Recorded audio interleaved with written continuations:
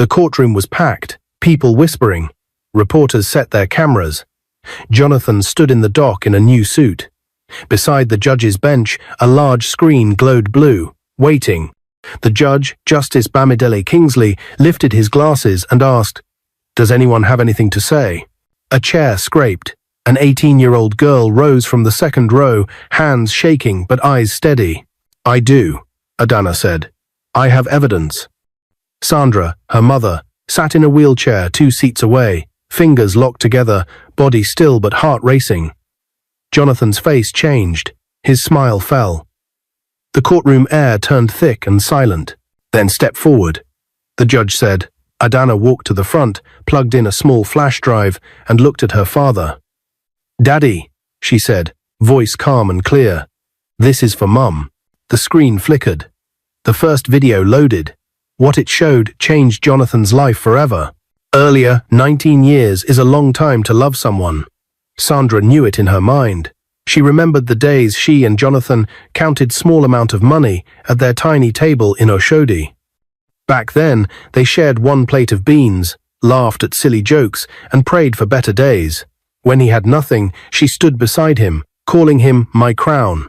Even when his shirt had holes and his shoes had tape. They had one child, Adana, a girl who looked like a mirror of her mother, same kind eyes, same stubborn chin, same gentle smile that could calm a storm. Adana and Sandra were not just mother and daughter. They were best friends, a team of two who whispered plans while stirring soup and counted blessings while washing bowls. Then came the day that changed everything. Jonathan lost his job. It hit their home like a sudden wind. He kept his tie in a drawer and stared at it like it had betrayed him. Sandra picked up the load he dropped without complaint. She took small jobs washing, selling bread, cleaning. Some days she came home with sore hands, but a bright smile for Adana and a quiet prayer for Jonathan. She believed better days would return. When Jonathan finally got a call for an interview, an accountant role at a pension company, they danced in their small sitting room. "Transport money," he whispered, ashamed. They had none. Sandra's answer was simple, steady, and brave. "I'll find it." At dawn, she tied a scarf and walked out. She found her way to a nearby construction site. "I can carry," she said. The foreman shrugged. "It's heavy." "I can carry," she repeated. One bag of cement, then another. The sun rose hot, the dust rose higher, and Sandra's back screamed. But she kept going, thinking only of the transport fare and the hope in Jonathan's eyes. The fourth trip up a shaky plank came with a sharp slip and a bad angle.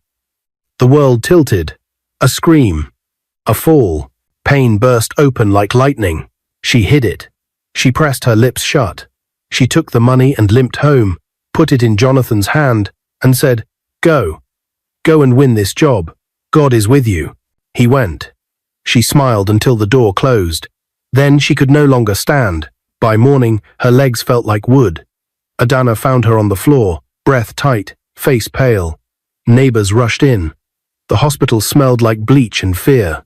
Tests, X-rays, a doctor with tired eyes and careful words. "Spinal cord injury," he said. "I'm sorry, it is late. She may never walk again." Adana held her mother's hand and cried so hard her head ached. Sandra squeezed back, whispering, "Don't fear, God sees us." When Jonathan returned from the interview, he kissed his wife's forehead, promised everything, and stayed by her side. For 2 days after discharge, he doted on her, made tea, helped her into the wheelchair, told her they were a team. Then his phone buzzed. He got the job. Sandra cried tears of joy that tasted like victory. "My pain is not in vain," she said, pressing her palm to her chest. Adana hugged both of them, face bright and hopeful. But the road bent. At first, it was late nights. Then, it was no nights at all. Jonathan began to come home long after midnight. Sometimes he did not come home. When Sandra asked where he had been, his hand flew before his mouth did. A stinging slap, a sharp word. "Don't question me." He stopped leaving money. Adana began to carry loads for market women to feed her mother. She rubbed her mother's feet, laughed through fear, and tucked her into bed each night. The house, once warm, turned cold. He started to act like Sandra was a stain he could not scrub out. "You're not in my class," he said once, slick suit on his shoulders, expensive cologne on his wrists. Do you want me to tell my colleagues I married a woman in a wheelchair? Sandra turned away so he would not see her tears. At night she asked God simple questions. What did I do wrong? Adana always stayed close. Mum, I'm here, she whispered, even when she did not know what tomorrow would bring. The breaking point arrived like a storm at night. Jonathan marched in, chest puffed, anger sharp. A woman leaned on his arm. Cynthia, his new mistress. Perfume heavy, smile thin. He looked at Sandra with fire in his eyes and pushed the wheelchair toward the door. Out, he said. You are stopping me from enjoying my life. Jonathan, please, Sandra begged, voice shaking. I gave you my years. He threw a brown envelope at her. Divorce. Adana's hands trembled as she pressed record on her phone. She had been recording for months, hiding the files and saving them, because something told her truth would need a voice one day. Their bags landed on the floor outside. The door slammed. Rain began to fall. Mother and daughter stood in the wet dark, one on wheels, one on shaking feet. They did not stay there. Amara, Sandra's friend, the one who had begged her to leave the marriage before the accident, opened her door wide and her arms wider. Come inside, she said, and made warm tea and warmer promises. In the morning, she called her lawyer, Barrister Donald. Papers moved like arrows. 2 days later, the Lagos Federal High Court was full. Back to the courtroom. Justice Bamidele's voice settled the room. Miss Adana, you may proceed. She lifted her chin, set her shoulders, and tapped the spacebar. The first clip began, a shaky hallway shot. Jonathan's shadow on the wall, a hand raised, a voice telling a woman in a wheelchair to shut up. Cynthia gasped. Jonathan's jaw tightened. The crowd leaned forward. Sandra covered her mouth. The video volume rose. The frame sharpened. Jonathan's face filled the screen. Stop that video now, he shouted, and the courtroom doors swung open with a loud bang. The courtroom doors burst open, echoing against the high ceiling. Heads turned. A woman in a red gown, tall and proud, marched in. Cynthia, Jonathan's mistress. Her heels clicked against the tiled floor as she hurried to the front. She didn't sit quietly. She pointed at Sandra, her voice sharp. Your Honor, everything that woman says is a lie. Jonathan has been supporting her since her accident. She just wants to ruin him. The courtroom erupted in whispers.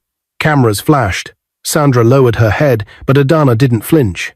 She placed a firm hand on her mother's shoulder, her other hand holding the flash drive tight.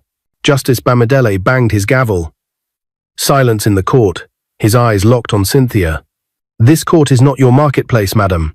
If you cannot conduct yourself properly, you will be removed. Cynthia folded her arms but stepped back, her lips pressed tight. Jonathan avoided her gaze, his face red with shame. Continue, Miss Adana, the judge said gently. The next video played. This time, the screen showed Sandra being dragged in her wheelchair, her voice pleading. Jonathan's voice filled the hall. You're nothing. You're a burden. Then the sound of a slap echoed through the speakers. Gasps filled the room. Sandra's tears fell silently. Adana pressed on.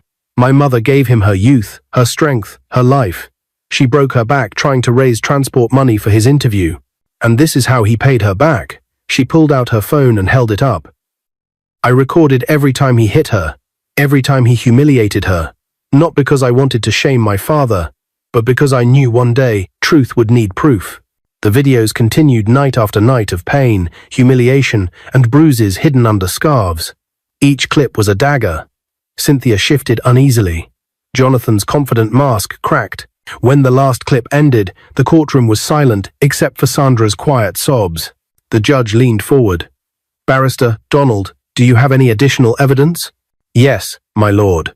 Donald stood, straight-backed, calm. We have hospital reports confirming injuries consistent with assault. We also have neighbors willing to testify they witnessed repeated abuse. Jonathan's lawyer jumped up. Objection, my lord. This is character assassination. My client provided for his family. These so-called evidences are doctored.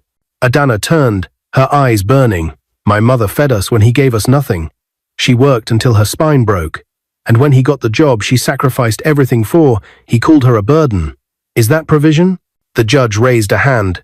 Objection overruled. Continue. At that moment, Jonathan slammed his palm on the desk. Enough. You people don't understand.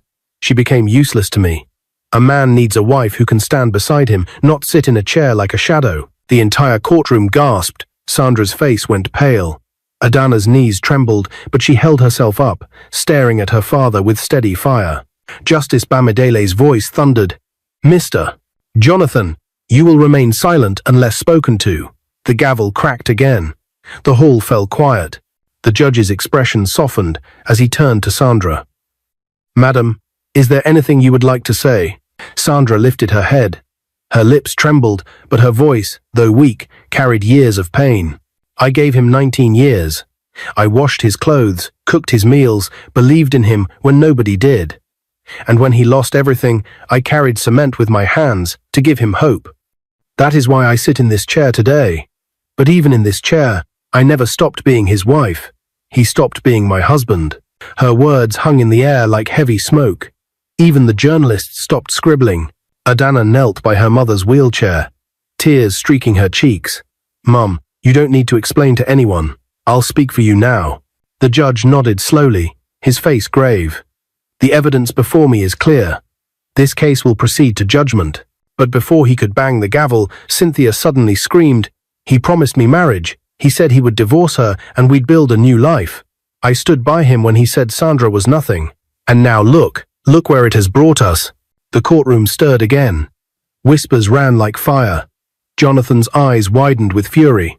"Cynthia, shut your mouth." But it was too late. Her outburst was recorded by every reporter in the room. Adana stood tall, voice ringing.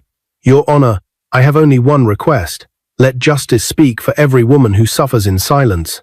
Let justice speak for my mother."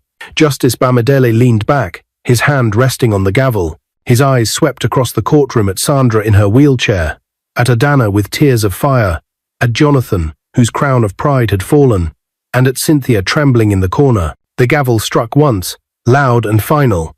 "This court has heard enough. Judgment will be delivered tomorrow at 10 a.m. The sound echoed through the hall. Sandra closed her eyes, whispering a prayer. Adana wrapped her arms around her mother, but Jonathan, his hands cuffed, his head bent, looked at the floor as though the ground beneath him had betrayed him. And in that moment, everyone in the courtroom knew the fall of the crown had begun. The next morning would decide everything. The morning sun rose over Lagos, painting the courthouse in gold. A crowd had already gathered outside. Some came out of curiosity, others because the story of Sandra, the woman in the wheelchair betrayed by her husband, had spread like wildfire through newspapers, radio stations, and social media. Inside, the federal high court buzzed with tension. Journalists set up their cameras. Lawyers whispered among themselves. Spectators filled every bench, their eyes fixed on the empty judge's seat. Sandra sat quietly in her wheelchair at the front row, her hands folded in her lap. She wore a simple Ankara blouse that Amara had pressed for her the night before. Beside her, Adana clutched her hand tightly, her young face pale but determined. "Don't be afraid, Mum," Adana whispered. "Today, the truth will speak." Sandra gave a weak smile. "I only pray God gives the judge wisdom." Then the courtroom doors swung open. Guards marched Jonathan in, handcuffed. His once polished suit was wrinkled, his face tired. He scanned the crowd, his eyes darting toward Sandra and Adana. When his gaze met his daughter's, Adana turned away, her chin lifted. Behind him, Cynthia slinked in, wearing a long black dress and dark sunglasses, as if hiding from shame. Her usual arrogance was gone. She looked like a shadow of herself. The bailiff's voice rang clear. "All rise." Justice Bamidele Kingsley entered, his black robe flowing behind him. He was a tall man with a stern face, known across Nigeria as a judge who could not be bought. The room fell silent as he sat, his gavel striking once. "Today, this court delivers judgment," he said. "We have reviewed the evidence of domestic abuse, breach of trust, and unlawful treatment of the complainant, Madam Sandra, by her husband, Mr. Jonathan." The silence deepened. Every breath in the room seemed to stop. "Before I pass judgment," the judge continued, "I will allow one final word from the parties involved." He looked first at Sandra. "Madam, do you wish to say anything?" Sandra swallowed, her eyes glistening. "Your Honor, I don't want revenge. I only want peace. I want to live without fear. I want my daughter to grow up knowing that truth matters." The judge nodded and turned to Jonathan. "And you, sir?" Jonathan's lips trembled. His pride seemed to collapse in on itself. "My lord," he began, his voice low, I made mistakes, but I am a man. A man has needs. I was under pressure, and enough." Justice Bamidele cut him off. "You raised your hand against a woman who gave you everything. You abandoned your duties as a husband and father. Do you call that pressure or wickedness?" Jonathan's face burned red, but he stayed silent. The judge's gaze swept across the courtroom. "Miss Adana, you stood boldly before this court with evidence against your own father. Do you wish to say a final word before judgment?" Adana stood slowly, her knees shaking, but her voice was steady. "Yes, my lord. I never wanted to stand here against my father, but I could not watch my mother suffer any more. She gave everything for us, and he repaid her with pain. If the court does not protect women like my mother, then who will? Justice is all we ask." Her words struck the room like lightning. Even some of the journalists lowered their cameras, touched. Sandra wept silently, proud of her daughter's courage. The judge lifted his gavel. His voice thundered. "Having reviewed all evidence, this court finds Mr. Jonathan guilty on charges of domestic violence, emotional abuse, and abandonment. You are hereby sentenced to 25 years imprisonment without the option of fine." Gasps filled the hall.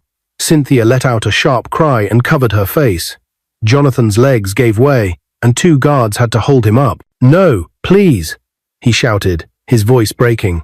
"Your Honor, have mercy. She was my wife. I was angry. Don't do this to me." But the gavel struck again. "Take him away." The guards dragged him toward the door. He twisted back to look at Sandra, his face wet with tears. "Sandra, please, forgive me. Adana, I'm still your father." But Adana turned her back. Sandra closed her eyes, whispering a prayer through her tears. As Jonathan disappeared through the doors, the room erupted, some in relief, some in shock. Justice had spoken. Yet amid the noise, Sandra and Adana held each other tightly. It was victory, yes, but victory laced with pain. For even though justice was served, the scars of betrayal remained. That evening, back at Amara's house, the small living room was filled with neighbors who came to congratulate Sandra. Plates of jollof rice and fried meat sat on the table, courtesy of Amara, who hugged Sandra like a sister. "You see, God has answered," Amara said, wiping tears from her cheeks. "Evil never wins in the end." But Sandra was quiet. She looked out the window at the dark sky. "Yes, justice came, but the father of my child is in prison. My heart feels heavy." Adana knelt by her side. "Mum, you didn't put him there. He put himself there. You gave him love, and he threw it away. Don't carry his punishment as your burden." Sandra cupped her daughter's face, whispering, "You're the reason I'm still breathing, Adana. Without you, I would have given up." At that moment, Barrister Donald arrived. He smiled warmly. "Congratulations. The fight is not just yours anymore, it is a symbol. Many women suffering in silence will see this case and know they too can rise." Sandra nodded weakly, while Adana's eyes shone with quiet pride. But in the shadows of the prison walls that very night, Jonathan sat on a cold bed, his head in his hands. Around him, hardened criminals laughed and cursed. He thought of his wife, his daughter, and the home he had destroyed. Each time he closed his eyes, he saw the courtroom. He saw his daughter pointing at him, calling him guilty. And he wept, realizing too late that he had lost everything. The weeks that followed were not easy. Sandra and Adana struggled to adjust. Money was tight, though Amara helped where she could. Adana carried her mother's wheelchair to worship service every Sunday, determined to give her strength. Then, one bright morning, a letter arrived. It was from a non-governmental organization congratulating Adana for her excellent grades and her courage in court. They had decided to sponsor her education fully, with a scholarship to study software engineering after completing her secondary education. Adana dropped the letter, tears streaming down her cheeks. "Mum, our story is changing." Sandra pulled her close, her own tears falling freely. God never abandons his own, but neither of them knew that this was only the beginning of a bigger journey, one that would take them beyond the pain of the courtroom into a future brighter than they had ever imagined. For while Jonathan wept in his prison cell, destiny was opening a new door for Sandra and her daughter, and it was a door no betrayal could ever close. Months passed, and the wounds of the courtroom slowly began to heal. Sandra's life was still not easy, but there was a new rhythm now, a rhythm of survival mixed with hope. Amara's small house had become their safe haven. Each morning, Adana pushed her mother's wheelchair into the sunlight on the veranda, letting the warm rays kiss her cheeks. Sandra's body remained fragile, but her spirit began to stir again. For the first time in years, she no longer lived in fear of raised hands or cruel words.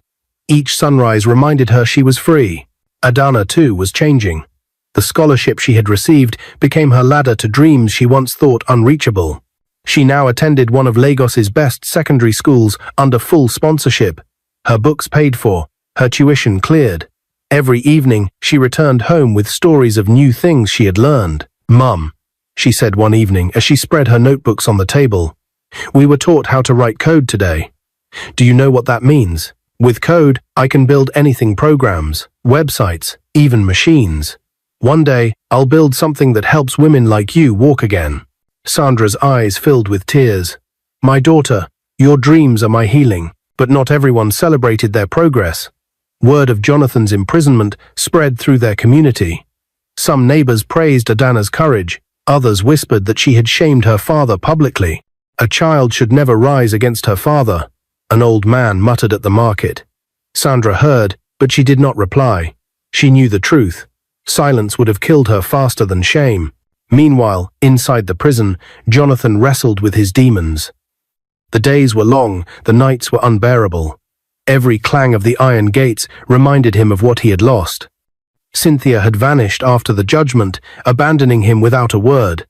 Friends who once shared drinks with him no longer visited. He was left alone with memories of Sandra's broken body and Adana's piercing eyes. Sometimes he sat on his bunk and whispered, "I'm sorry," though there was no one to hear. But the world outside moved on without him. One Saturday afternoon, Sandra and Adana were invited to a women's empowerment seminar in Ikeja. The NGO that sponsored Adana's education wanted Sandra to share her story. At first, Sandra hesitated. "Why me?" she asked. "I'm just a broken woman in a chair." But Adana squeezed her hand. "Mum, you are not broken. You're a survivor. Tell them. Someone out there needs your voice." With trembling hands, Sandra agreed. The hall was filled with women, young, old, rich, poor, each carrying invisible scars. When Sandra wheeled herself onto the stage, whispers ran through the crowd. She adjusted the microphone and began softly. "I was a wife who gave everything. I carried cement to build my husband's future. That day, I lost the use of my legs. But what hurt me more was not the wheelchair, it was the hand that once held me turning against me." The hall grew silent, but I stand, or rather, I sit before you today to say, silence kills. If you are in pain, speak. If you are in chains, seek help. My daughter, barely 18, became my voice in court. And because of her, justice came. Women clapped, some wept. A middle-aged woman stood and shouted, "You are not broken, you are our hero." Sandra's tears flowed freely, but this time they were tears of healing.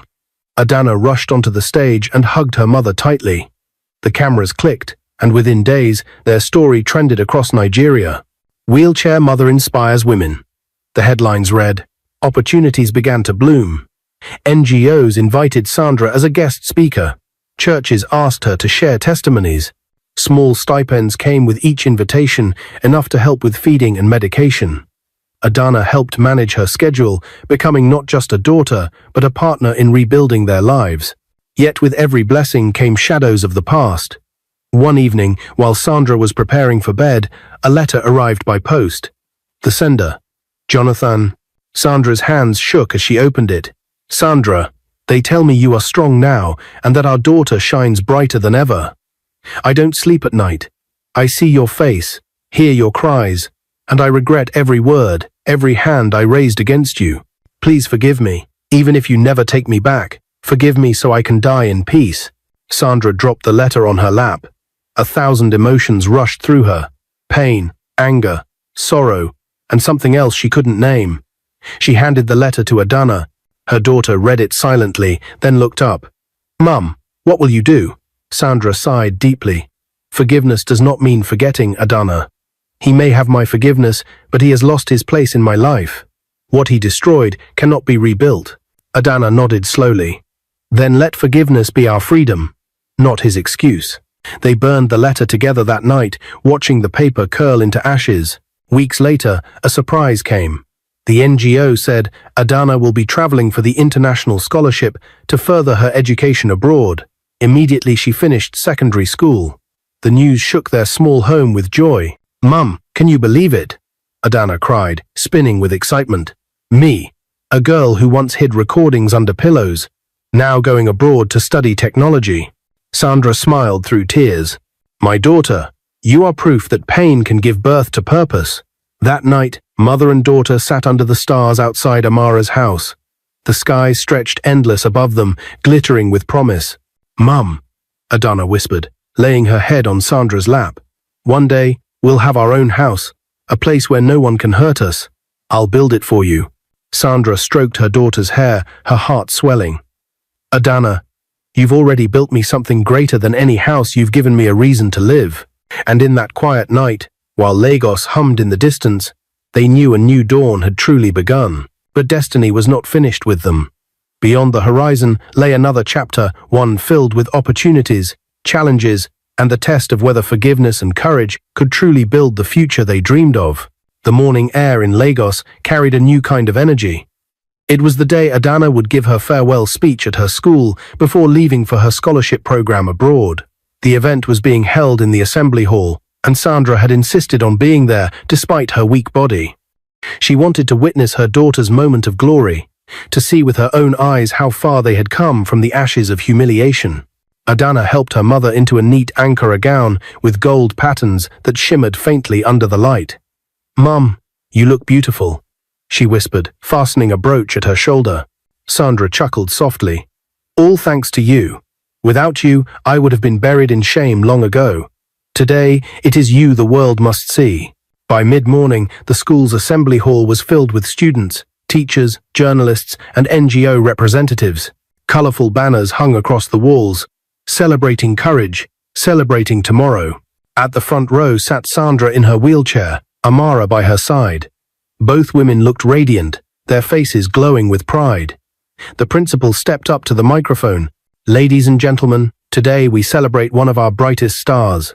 She is not only a top student, but also a symbol of bravery and truth. Please welcome Adana." The hall erupted with applause. Adana walked onto the stage in her neat uniform, her braids tied back, her eyes shining. She held the microphone with steady hands, though her heart pounded. She scanned the hall, pausing at her mother's face. Sandra smiled, tears already brimming.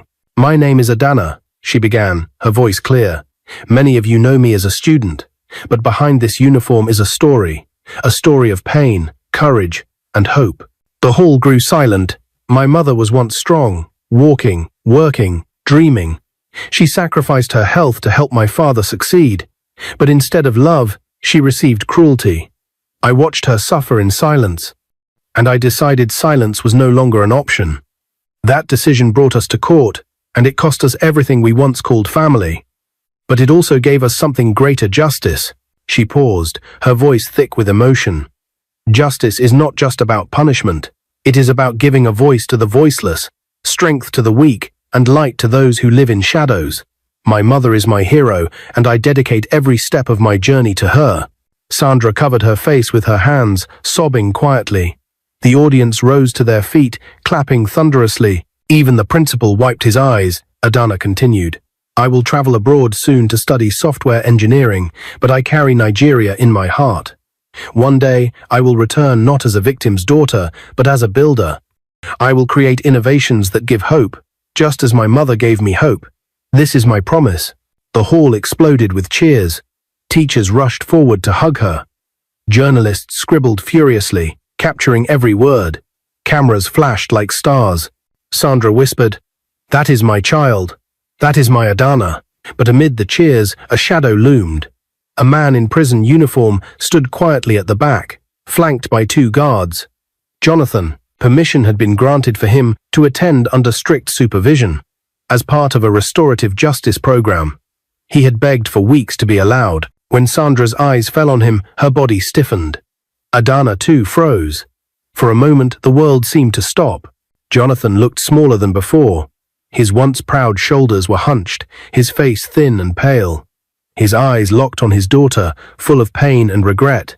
Adana turned away, but Sandra whispered, "Let him listen. Let him see what he threw away." When the program ended, the guards allowed Jonathan a brief moment to approach. He walked slowly, chains clinking faintly. He stopped a few steps from Sandra's wheelchair, his voice trembling. "Sandra, Adana, I came to say I am sorry. I don't deserve forgiveness, but I couldn't die in prison without telling you both. I was blind with pride. I destroyed the family God gave me." Adana's fists clenched, but Sandra raised her hand. "Enough, Jonathan. We do not need your words to heal. We healed the day we chose to let go. Go back to your prison and serve your time. That is the only justice left." Jonathan's lips quivered. Tears streamed down his cheeks. He bowed his head. "Then may God forgive me. Since you cannot." The guards led him away. Adana watched him go, her heart torn. She whispered, "Mum, do you think he really regrets it?" Sandra sighed. "Regret cannot rebuild what he broke. But whether he regrets or not, we are free. That is enough." Weeks later, the day of Adana's departure arrived. The airport buzzed with travelers, families hugging, announcements echoing. Sandra sat in her wheelchair near the departure gate, holding her daughter's hands. "Mum," Adana whispered, "I don't want to leave you." Sandra smiled, though her heart ached. "My daughter, you must go. The world is waiting for your light. I may not walk again, but you will walk into places I never dreamed of. Go, and make me proud." Amara, standing nearby, wiped her eyes. "Adana, don't worry. I'll take care of your mother as if she were my own." Adana hugged her aunt, then knelt before Sandra. "I will call every day, and one day, I'll bring you here with me. We'll see the world together." Sandra cupped her daughter's face, her voice breaking. "Wherever you go, remember you are the daughter of a survivor. Carry that strength." The final boarding call echoed. Adana hugged her mother tightly, their tears mingling. Then she walked toward the gate, glancing back one last time. Sandra raised her hand, waving until her daughter disappeared from view. Time moved swiftly. Adana flourished abroad. She studied with relentless passion, fueled by the memory of her mother's suffering. She graduated with top honors, her name mentioned in conferences and journals. Back in Nigeria, Sandra became a respected voice for women's rights. Though she remained in her wheelchair, she traveled across states, speaking at churches, universities, and gatherings. Her story lit fires in countless women who once suffered in silence. Amara stood faithfully by her side, proud of how far her family had risen. One day, a letter arrived. It was from Adana. "Mum, I've been offered a position at a global technology company. But I will not stay abroad forever. I want to return and build a foundation in Nigeria. A foundation for women and children, named after you, the Sandra Foundation. It will be our legacy." Sandra pressed the letter to her chest, tears spilling down her cheeks. "Lord, you turned my pain into a testimony." Years later, at Murtala Muhammad International Airport, Lagos, a large crowd gathered. Banners waved, "Welcome home, Adana." Sandra, now older but still radiant, sat at the front, her wheelchair decorated with flowers. Amara stood proudly beside her. Then Adana appeared, stepping through the arrival gate as a grown woman. Confident, successful, her eyes still filled with the fire of her youth. She rushed forward and knelt before her mother, hugging her tightly. "Mum, I'm home. And this time, I'm here to build us a future no one can break." Sandra sobbed with joy, holding her daughter close. "You've made me proud beyond words." Months later, the Sandra Foundation was launched in Lagos. The ceremony was attended by leaders, journalists, and hundreds of women who had once lived in silence. The building gleamed with hope, its walls decorated with images of courage. Adana stood at the podium, her mother beside her. "This foundation is not just for my mother," she said, her voice firm. "It is for every woman who thought her voice didn't matter. It is for every child who stood in fear. It is proof that pain can be turned into purpose." The crowd erupted with cheers. Sandra wept openly, overwhelmed with gratitude. In that moment, mother and daughter knew their journey had come to where they never imagined. From humiliation to honor, from betrayal to blessing, their story had become a beacon for the nation. And though Jonathan remained behind prison walls, forgotten by the world, Sandra and Adana's names lived on as symbols of resilience, justice, and love. Their greatest victory was not in the courtroom, nor in the scholarship, nor even in the foundation. Their greatest victory was they had turned brokenness into legacy, and that legacy would live forever. The morning air at Murtala Muhammad International Airport was alive with the sound of rolling suitcases and flight announcements. But for Sandra and Adana, it marked the beginning of a new chapter. After years of therapy and advocacy, Sandra had been selected by an NGO for advanced spinal surgery in London. Adana, now a young woman studying abroad, had arranged everything: the flight, the doctors, even the hotel.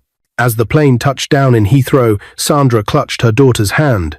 "I never thought I'd leave Nigeria again, let alone for something like this," she whispered. Adana smiled. "Mum, this is your chance. You've carried me all my life. Now it's my turn to carry you." The hospital in London was vast and cold, filled with the hum of machines and the shuffle of nurses. Sandra was wheeled into surgery after hours of preparation. Adana sat outside the theatre, her palms pressed together, praying silently. Hours stretched into eternity until finally the surgeon emerged, removing his mask with a smile. The procedure was successful. With therapy, she has a strong chance of walking again. Adana burst into tears, hugging the doctor. "Thank you, thank you." Weeks of therapy followed. Sandra gritted her teeth through every painful exercise. Her legs trembled, collapsed, then slowly, steadily, grew stronger. The day she stood upright without support, Adana rushed forward, her eyes wide. "Mum, you're walking." Sandra, weeping, took her daughter's hand and made slow steps across the room. "God has given me back what life tried to steal." Upon their return to Nigeria, Adana revealed another surprise. She led her mother to a quiet plot of land in Ikeja. At the center stood a newly built bungalow, painted white and trimmed with gold. Flowers lined the pathway, and a ribbon stretched across the gate. "Mum," Adana said, her voice trembling, "this is yours. I built it with my scholarship stipends and my work abroad. No more borrowed roofs. This is our home." Sandra's knees gave way, but this time they bent in gratitude, not weakness. She knelt on the tiled floor and kissed it, tears running freely. "Adana, my daughter, you've given me more than I ever dreamed." Neighbors gathered, clapping and singing. For the first time in her life, Sandra slept in a house that was truly her own. Not her husband's, not borrowed, but hers, born from her daughter's love. Years passed. Adana thrived in her career, balancing technology with activism. Sandra continued her advocacy, walking now with a steady gait that inspired countless women. But the shadows of the past lingered, especially Jonathan, still in prison. 9 years into his sentence, Sandra and Adana eventually agreed to forgive Jonathan, and Sandra withdrew the case against him, giving him a second chance, not as her husband or to be part of their lives, but for them to have a closure. Memories of bruises, broken trust, and bitter tears flooded back when Sandra made the decision. But she chose kindness. That evening, they read the news Jonathan had been freed. She sat with Adana under the veranda of their home. "Mum," Adana said softly, "we don't have to welcome him back into our lives. But maybe it's right to forgive. Not for him, for us." Sandra closed her eyes. Forgiveness does not erase the scars, but perhaps it frees us from carrying them forever. When Jonathan arrived at their gate weeks later, he looked nothing like the man who had once raised his hand against her. His hair was graying, his clothes simple, his eyes heavy with regret. "I don't expect a welcome," he said, his voice breaking. "I only came to say I'm sorry for everything and thank you for giving me a second chance." Sandra nodded slowly. "We forgave you long ago, but forgiveness is not a bridge back to the past. It is a door we closed so we could breathe again." Jonathan fell to his knees, weeping. For the first time, Sandra felt no bitterness, only release. Adana's career blossomed, but so did her heart. She met Johnson, a kind young architect who adored her resilience. Their courtship bloomed quietly, built on respect and mutual dreams. When Johnson knelt with a ring, Adana whispered, "Yes." Through tears, the wedding day came and Lagos buzzed with excitement. The hall was filled with family, friends, and journalists eager to witness the union of a woman who had once stood in court against her father. Sandra, in a flowing lavender gown, walked proudly down the aisle, not in a wheelchair, but on her own 2 feet, holding her daughter's hand. The crowd gasped, then cheered. At the far back of the hall, Hidden among the guests sat Jonathan. His eyes brimmed with tears as he watched Sandra lead their daughter. His heart ached with pride and sorrow. He clutched a handkerchief, sobbing quietly, unseen by most. As vows were exchanged, Sandra whispered to Adana, "Your journey is yours now. Walk boldly." And Adana, radiant in her white gown, kissed Johnson under the high arches as the crowd roared with joy. A year later, laughter filled the new bungalow as Adana cradled a newborn in her arms. Her face glowed with motherhood, her heart overflowing. Sandra sat beside her, gently rocking the baby's tiny fingers. "Mum," Adana whispered, "meet your granddaughter. I've named her Sandra after you." Sandra gasped, tears flowing down her cheeks. "Adana, you've given me life twice. Once when you defended me, and now again through this child." Even Jonathan, invited quietly, came to see the baby. He stood at the doorway, hesitant, his hands trembling. When Sandra nodded, he stepped closer, staring at the infant. His tears fell freely. "Her name is Sandra," Adana said, her voice firm but gentle. "Let this child be the symbol that the past is buried and the future is free." For the first time, the family sat together, not as enemies, but as broken souls slowly stitched back together by love, forgiveness, and the promise of a new generation. And so, Sandra's story came full circle. From sacrifice to betrayal, from courtroom tears to healing steps, she had risen. Her daughter had turned pain into purpose, and together they built a legacy of courage and compassion. The scars would never vanish, but they no longer defined them. What defined them now was this: resilience, forgiveness, and the power of love that passed from mother to daughter, and from daughter to child. Baby Sandra stirred, opening her tiny eyes. Sandra bent down and whispered, "Little one, may you grow knowing your name carries strength. For we are survivors, and through you, our story lives on." What is your view about this story? If you were in Sandra's shoes, would you have forgiven Jonathan despite all he did? Where are you watching from? If you enjoyed this story, comment, share, and subscribe to our channel for more interesting stories.